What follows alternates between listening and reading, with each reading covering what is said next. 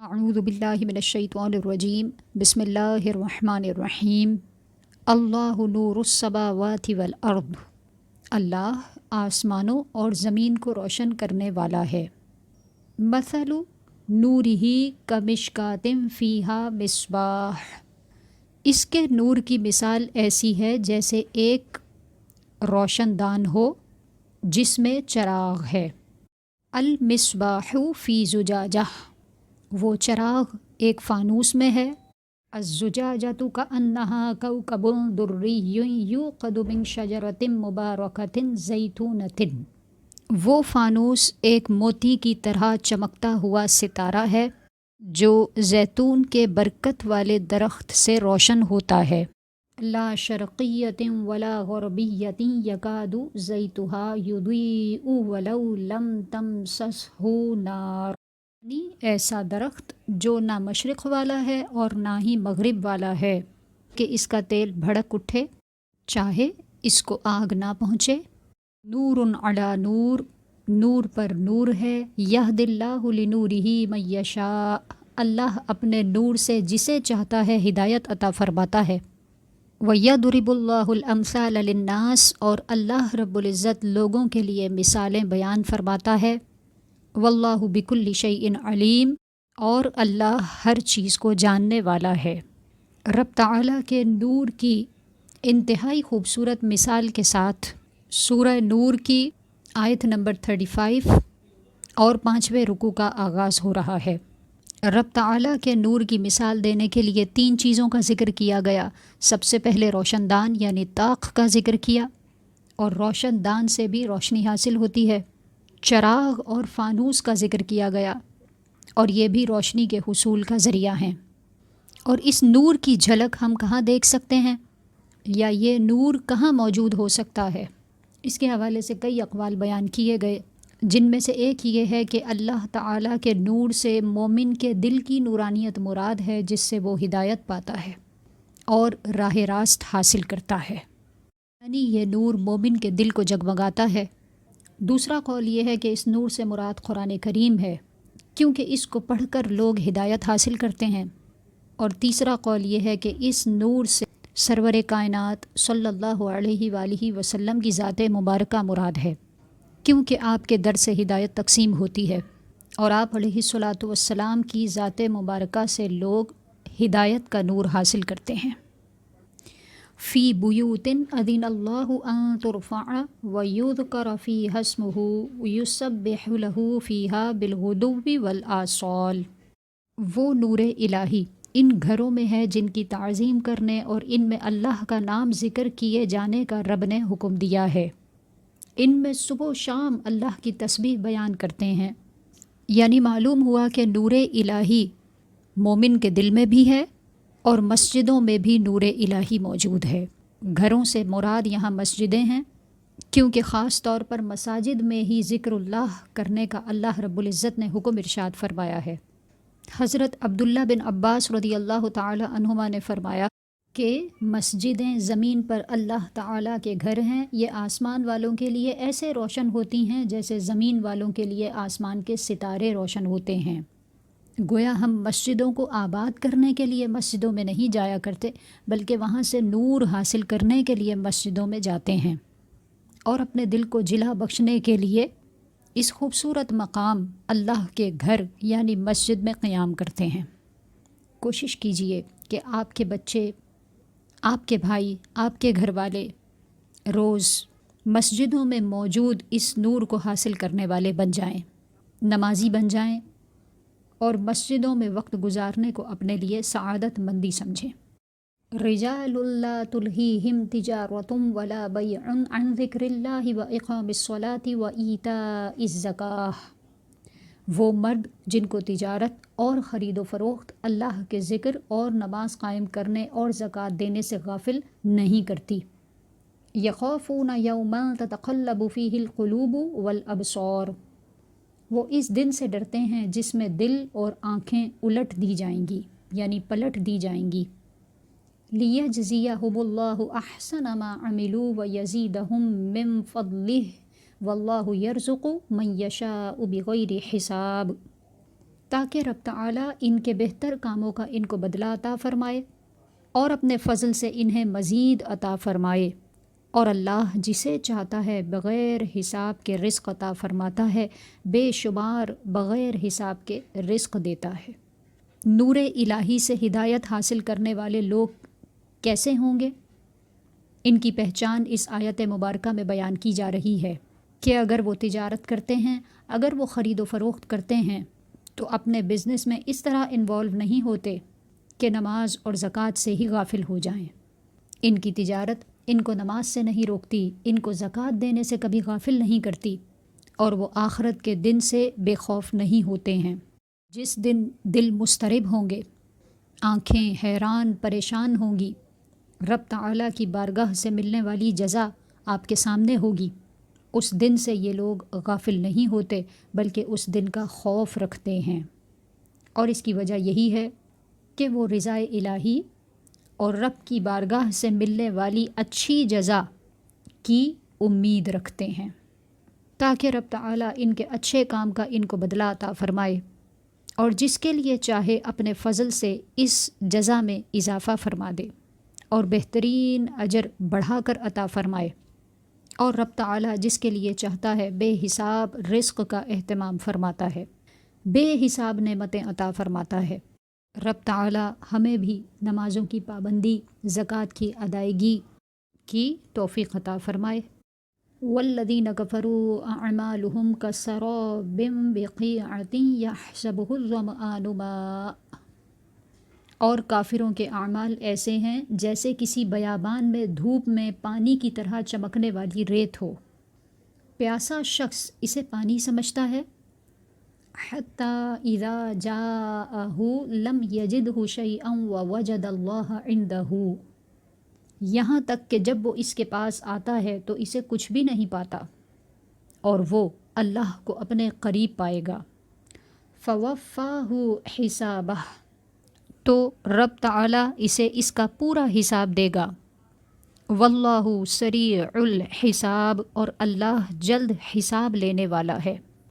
کفار کی مثال یہاں سے دی جا رہی ہے، چونکہ ان کے پاس ایمان کی دولت نہیں، جو بظاہر اچھے اعمال وہ کر رہے ہیں، ان کی مثال کچھ اس طرح دی گئی کہ جیسے کسی بیابان یعنی جنگل یا صحرا میں دھوپ میں پانی کی طرح چمکنے والی ریت، پیاسا آدمی دور سے جب اس کو دیکھ رہا ہوتا ہے تو سمجھتا ہے کہ شاید یہ پانی ہے، اور جب وہاں پہنچتا ہے تو پانی وہاں موجود نہیں ہوتا، اور اس سفر کی وجہ سے اس کی پیاس کی شدت بھی مزید بڑھ جاتی ہے۔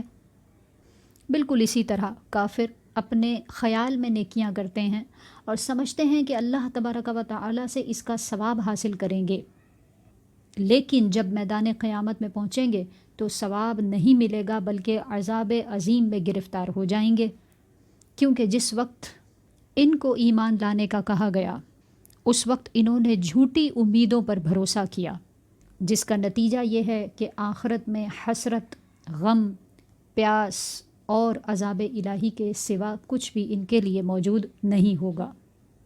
معلوم ہوا کہ اگر ہم اچھے اعمال کریں تو وہ ہمارے لیے آخرت میں اسی وقت فائدہ مند ثابت ہو سکتے ہیں کہ جب ہم صاحب ایمان ہوں۔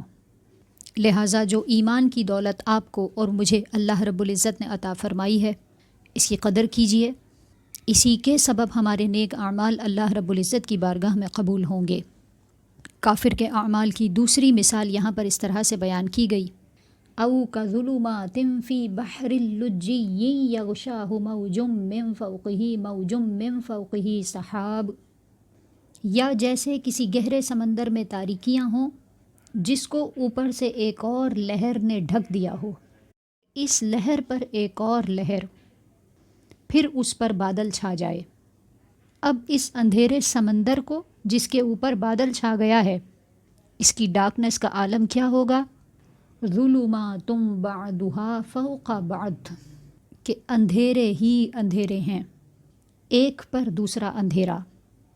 اذا اخرج یدہ لم یکد یراہا، یعنی جب کوئی اس سمندر میں ڈوبا ہوا ہو، اس کفر کے سمندر میں ڈوبا ہوا ہو اور اس بادل سے باہر اپنا ہاتھ نکالے تو اپنا ہاتھ بھی نظر نہیں آتا۔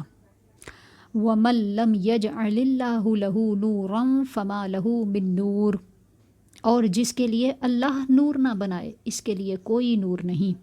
یہاں سمندر کی مثال دے کر کفر کے اندھیروں کا ذکر کیا گیا کہ جس طرح نور الہی ایمان والوں کے پاس ہوتا ہے، اسی طرح کفار کے پاس اندھیرے ہیں اور وہ نور الہی سے محروم ہیں، تاریکیوں میں گرفتار ہیں، اس لیے کہ رب تعالیٰ کی ذات مبارکہ کو پہچاننے سے قاصر ہیں۔ اگر نور حاصل کرنا چاہتے ہیں، راہ ہدایت پانا چاہتے ہیں تو یہ کوئی مشکل بات نہیں۔ قرآن کریم، رسول اللہ صلی اللہ علیہ وآلہ وسلم کی دی ہوئی ہدایات اور اسی طرح کائنات میں تفکر، غور و فکر کرنا، اور اس نیت سے غور و فکر کرنا کہ آپ حق کو پہچان سکیں۔ جب آپ اس نیت سے کائنات میں غور و فکر کرتے ہیں، اللہ رب العزت ہدایت کے دروازے آپ پر کھول دیتا ہے۔ کوشش کرنا انسان کا کام ہے اور مدد اللہ رب العزت کی طرف سے ہوتی ہے، ورنہ اس وقت کس قدر حسرت ہوگی کہ جب اللہ رب العزت کے نیک بندے، صاحب ایمان لوگ اپنے انعامات کی جزا حاصل کر کے جنت میں جا رہے ہوں گے اور کفار کو ہمیشہ کے لیے جہنم میں داخل کیا جا رہا ہوگا۔ لہٰذا ان قیمتی لمحات کو، زندگی کے ان اوقات کو ضائع نہیں کرنا چاہیے، بلکہ کوشش کیجئے کہ آپ کی زندگی اللہ رب العزت کے نور سے اپنے دل کو معمور کرنے میں گزرے۔ الم تر ان اللہ یسبح لہ من فی السماوات والارض، کیا تم نے نہیں دیکھا کہ اللہ رب العزت ہی کی تسبیح کرتے ہیں جو بھی آسمان اور زمین میں موجود ہیں۔ والطیر صافات، اور پرندے اپنے پروں کو پھیلائے ہوئے۔ کل قد علم صلاتہ وتسبیحہ، مخلوق کو اپنی تسبیح اور اپنی نماز معلوم ہے۔ واللہ علیم بما یفعلون، اور اللہ ان کے کاموں کو خوب جاننے والا ہے۔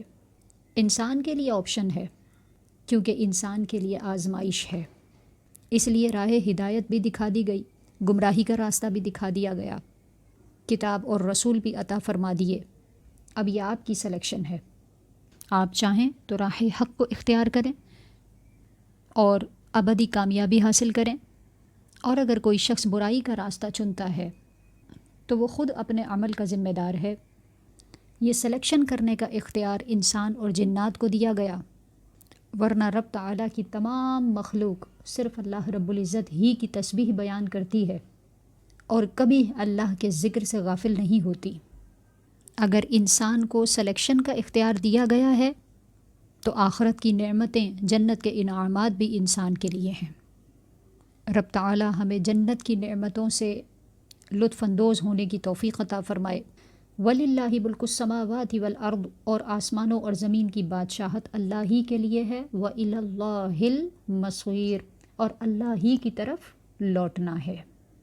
أَلَمْ تَرَ أَنَّ اللَّهَ يُزْجِي سَحَابًا ثُمَّ يُؤَلِّفُ بَيْنَهُ ثُمَّ يَجْعَلُهُ رُكَامًا فَتَرَى الْوَدْقَ يَخْرُجُ مِنْ خِلَالِهِ وَيُنَزِّلُ مِنَ السَّمَاءِ مِنْ جِبَالٍ فِيهَا مِنْ بَرَدٍ فَيُصِيبُ بِهِ مَنْ يَشَاءُ وَيَصْرِفُهُ عَنْ مَنْ يَشَاءُ يَكَادُ سَنَا بَرْقِهِ يَذْهَبُ بِالْأَبْصَارِ، کیا تم نے نہیں دیکھا کہ اللہ نرمی کے ساتھ بادل کو چلاتا ہے، پھر انہیں آپس میں ملا دیتا ہے، پھر انہیں تہ بتہ کر دیتا ہے، تو تم دیکھتے ہو کہ اس کے درمیان میں سے بارش نکلتی ہے اور وہ آسمان میں موجود برف کے پہاڑوں سے اولے اتارتا ہے، پھر جس پر چاہتا ہے اس پر انہیں ڈال دیتا ہے، یعنی پانی برساتا ہے، یعنی بارش ہوتی ہے، اور جس سے چاہتا ہے اسے پھیر دیتا ہے، یعنی جس پر چاہتا ہے بارش کو بھیج دیتا ہے، اور جہاں چاہتا ہے وہاں بارش نہیں ہوتی،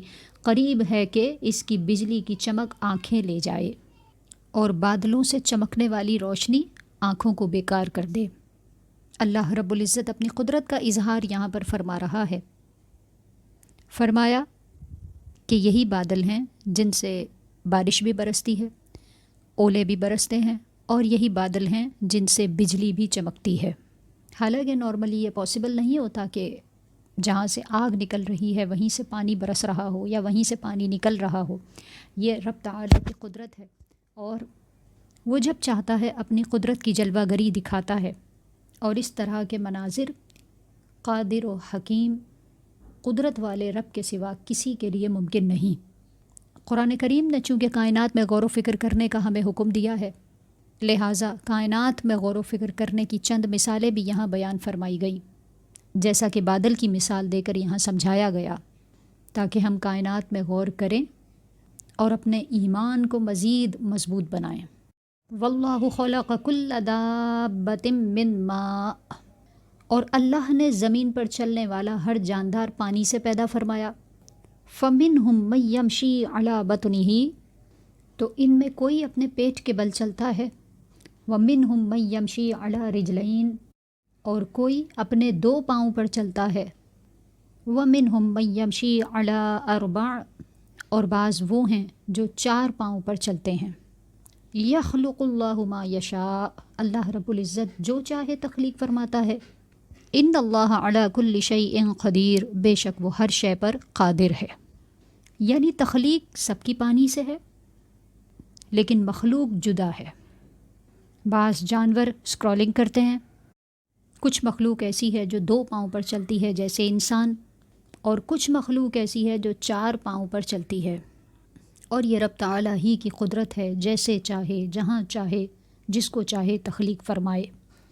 لقد انزلنا آیات مبینات واللہ یہدی من یشاء الی صراط مستقیم، بے شک ہم نے صاف بیان کرنے والی آیتیں نازل فرمائیں، اور اللہ جسے چاہتا ہے سیدھی راہ کی طرف ہدایت دیتا ہے۔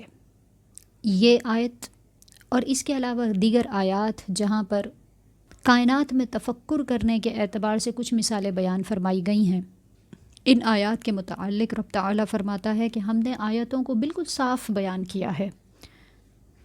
پڑھنے اور سمجھنے کے لحاظ سے یہ آیتیں انتہائی واضح ہیں۔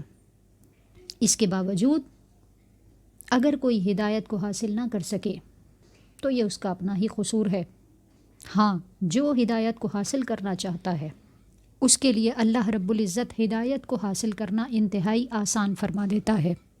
رب تعالیٰ کی بارگاہ میں دعا گو ہوں کہ اللہ رب العزت ہمارے دلوں کو ہمیشہ نور ایمان سے منور رکھے، سکون قلب کے لیے ذکر اللہ کی کثرت کرنے کی ہمیں توفیق عطا فرمائے، نماز، روزہ، زکوٰۃ جیسی بنیادی عبادات سے ہم کبھی بھی غافل نہ ہوں، اور رب تعالیٰ نعمت ایمان کی قدر کرنے کی ہم سب کو توفیق عطا فرمائے۔ وما علینا الا البلاغ۔